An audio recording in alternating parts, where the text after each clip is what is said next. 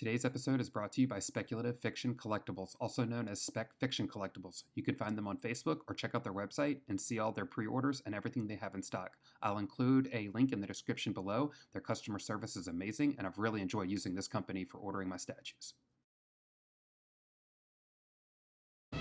What's going on, everybody? Welcome back to the channel. Today we're getting into this WETA Workshop 1/6 scale ring wraith.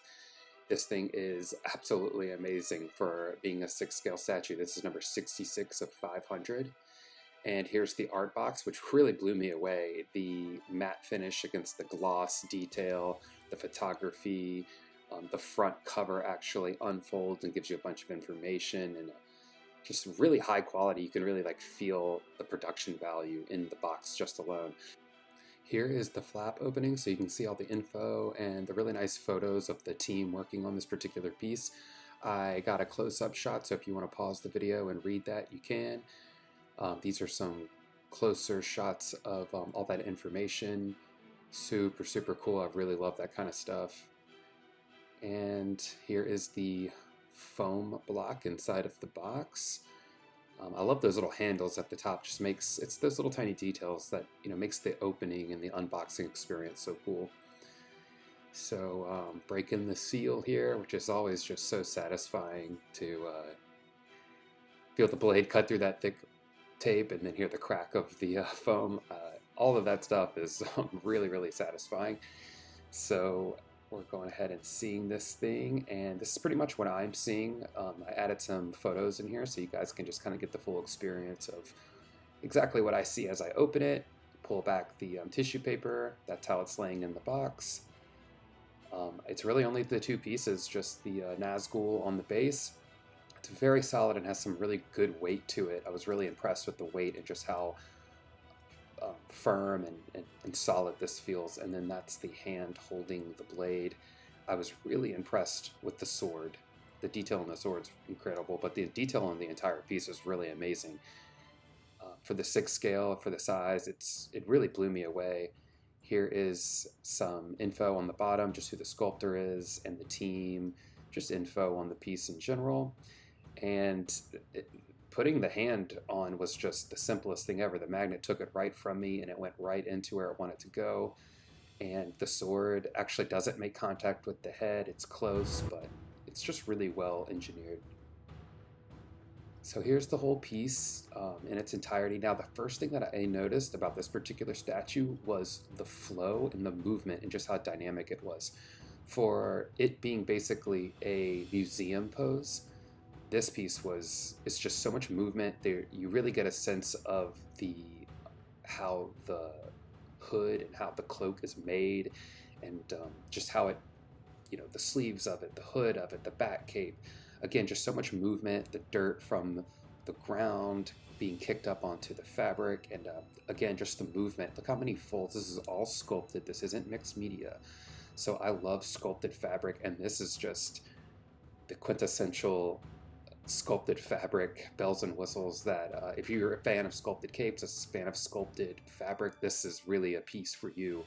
The texture on the ground is really to be admired.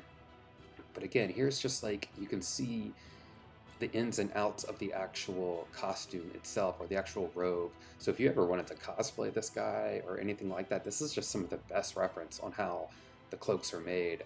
You don't really get to see too much of that in the movie. But yeah, this is, for this being sculpted with all the lines and the detail, it's just really blew me away. So the movement of the piece is incredible.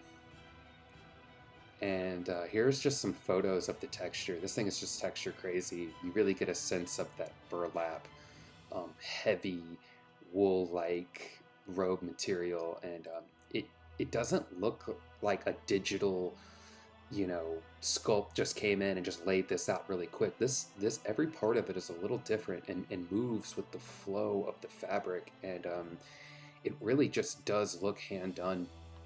So it's all these little details that I feel like this is the difference between a digital sculpt and something done by hand.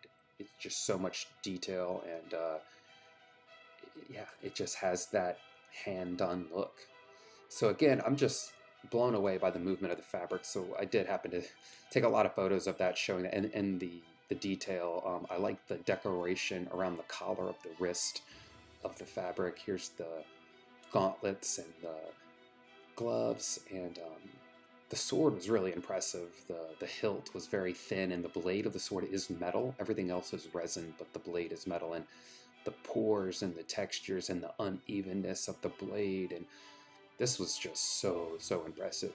I must have stared at the sword for, at least 10 minutes, just looking at the weatheredness and how porous it was. I just not totally sure how they did that. I'm just really impressed. So inside of here, you can see the collar and the neck of where the head of the Nazgul would have been. It's a headless sculpt, so it's just darkness, but they did include the collar of the shirt that the Nazgul wears, which was a really great detail, and you can shine a light inside of there and see where the head would be, like an actual spirit or something like that. Now here's a picture of the hand not keyed in, very strong magnet. I was really hyped on that. And then that is the hand without the other hand inside. That little peg just keeps it straight up and keeps it secure. So that was really showing how the blade doesn't necessarily make contact with the head, which at first I thought it did, or like it was leaning, but it doesn't. He just holds it right in front of him, just like that. But yeah, this is a really great piece, and I usually don't go for 6-scale pieces, but if you really want lots of detail, but you don't have the room for the quarter-scale pieces, or maybe the budget, this is an absolute score and just an absolute awesome option. I mean, you are not missing any detail on this whatsoever. Here's some close-ups of the ground in which he's standing on, and I noticed that his little foot was kind of hovering on the ground, but when I looked, there's actually his boot is under that protective gauntlet. So again, I thought it was a mistake, but it was more detail. Go ahead and hit this like button if you enjoyed this video. Make sure you subscribe and hit that notification bell so you can keep up with all the new pre-orders coming.